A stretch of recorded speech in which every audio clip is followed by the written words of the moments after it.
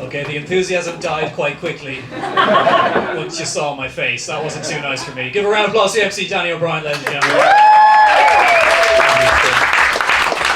Done a lovely job getting to know you all. This is class. Nice to see you all out. Are you having a good birthday? It's alright. Good. I look forward to ruining it. No, I'm kidding. What do you do, sir, if you don't mind me asking? Civil servant. You're a civil servant? Yeah. You said that with pride. Which department? Justice. Justice. Wrong. No, you're fine. No, very nice. You enjoy it? It's alright. Good, yeah. I recently quit my job because I didn't really enjoy it. I used to be a teacher. Any other teachers in this evening? Look at that, the classroom etiquette. He knows what he's about.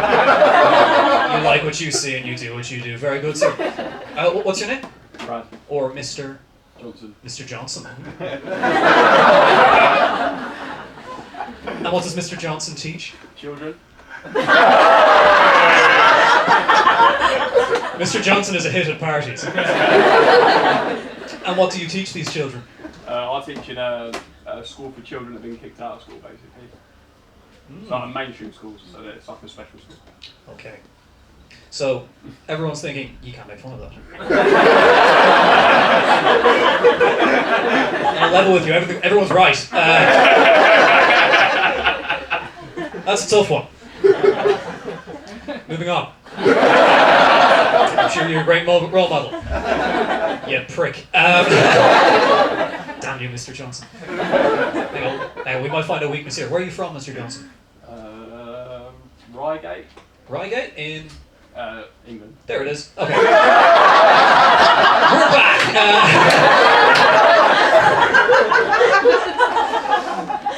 I'm joking. See, I taught history. So... You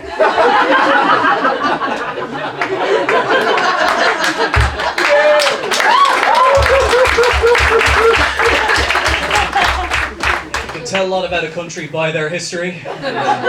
Bulgaria, I'm going to skip you guys because it's fucking dark.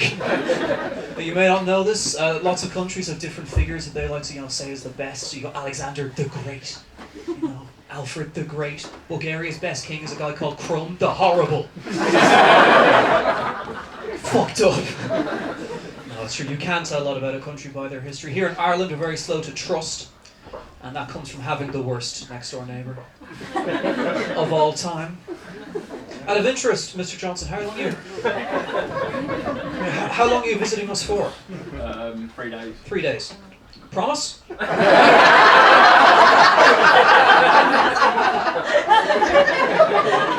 Because you said that last time. And I know we were a bit rowdy, but we're speaking your language now, so... India knows what I'm talking about.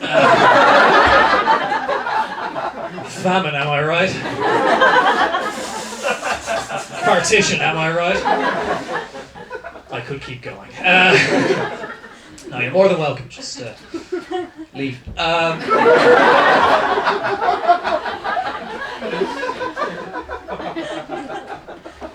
Because it took the Irish a very long time to drive the English out of the country, because we're bad at fighting in Ireland. We like to tell people that we're good at fighting, the fighting Irish, but it's not true. We're only good at fighting when we're on cocaine in an octagon. Yeah, legally I can't say who that joke's about, but you all know. And he's a cunt. So we needed help, right? We needed help to fight the English. And we were like, who are we going to ask for help? And we looked to Europe, because America hadn't been invented yet. And we were like, who are we going to pick? And we chose France. Yeah, any French in tonight? Yeah, could have used the help. Fantastic. Classic. No, because asking France for help in a war is a bit like bringing a sex toy to a knife fight. No, there's better tools for the job out there. Most of them are German. Because the French, they're good at other things. They're good at being sexy. Just look at the things they sell. Baguettes. That is a sexually charged bread. Comes in a sheath. Oof, lovely.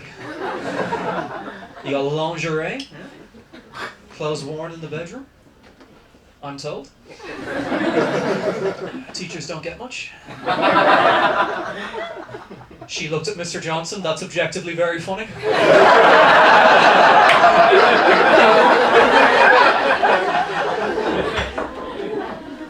But the sexiest thing for ourselves has to be L'Oreal. You're worth it. Oh, oozes sexual confidence. You could never get away with that in this country. Can you imagine the Irish version of L'Oreal? You'd have this red-headed behemoth climbing out of a shower, glaring into a camera. O'Reilly. You're grand.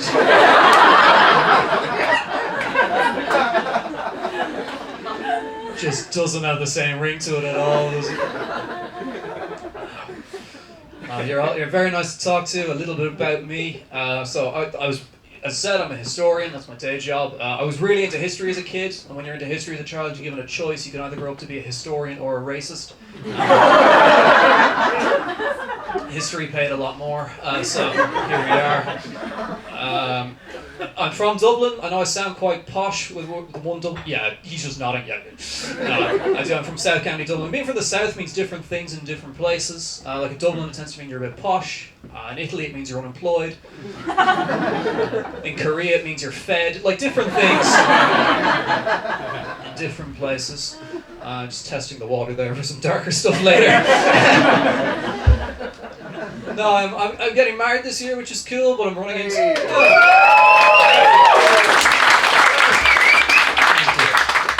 Not getting it though. Not getting it though. I'm saving myself, sir. Because I'm classy. No, I'm getting married this year. It's fun, but I'm having a few run-ins with my soon-to-be new family. Like my fiance sat me down, she said I had a bit of a chat with my new mother-in-law, her mum, and she said, she thinks you're autistic.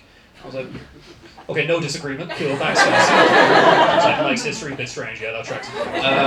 No, apparently the reason is because I don't look her in the eye. I was like, come on, Linda, this is because I don't want to turn to stone. Fuck you.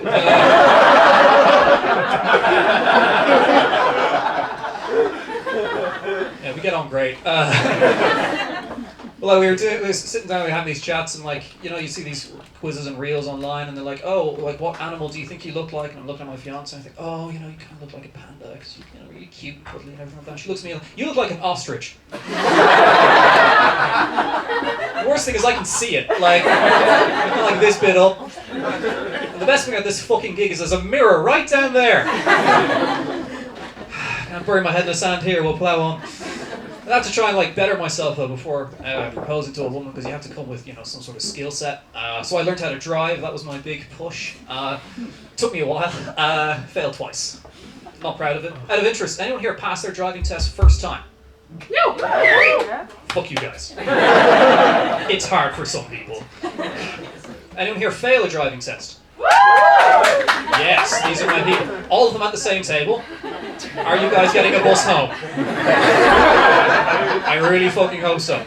Let's start with you. How did you fail? Oh, I just failed.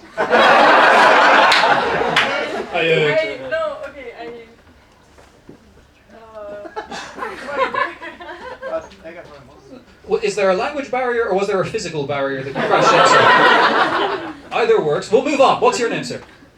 My name? Nicholas. And how did you fail, Nicholas? Stupidity. Stupidity.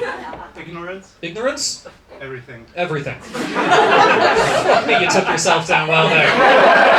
This comedian's gonna get nothing out of me. Watch this.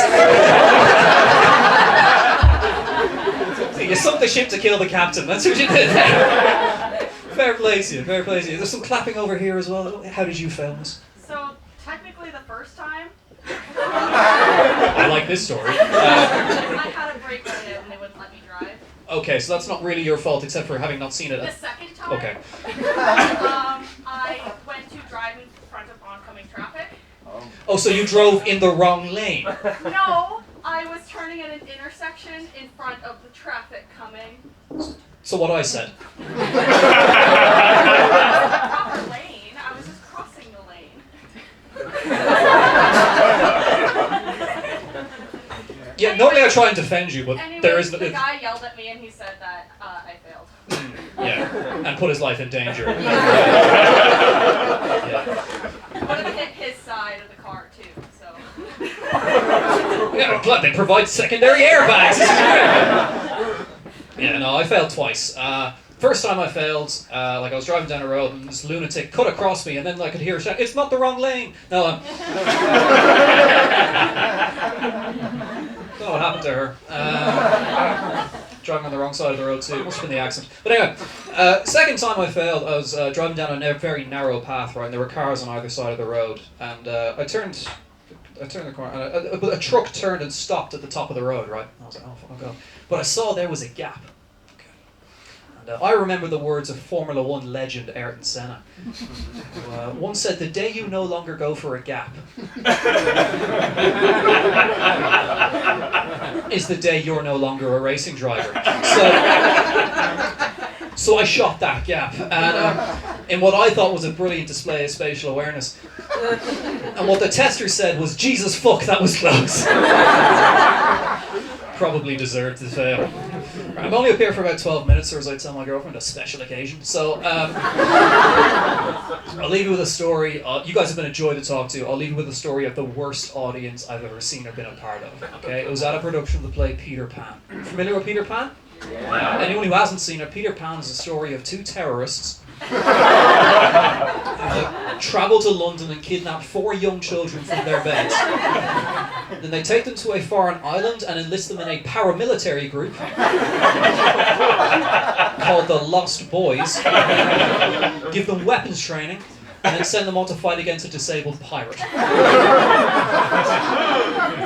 It's fairly fucked. And there comes a part in this performance where Tinkerbell, who's like the honeypot, she lures the children in.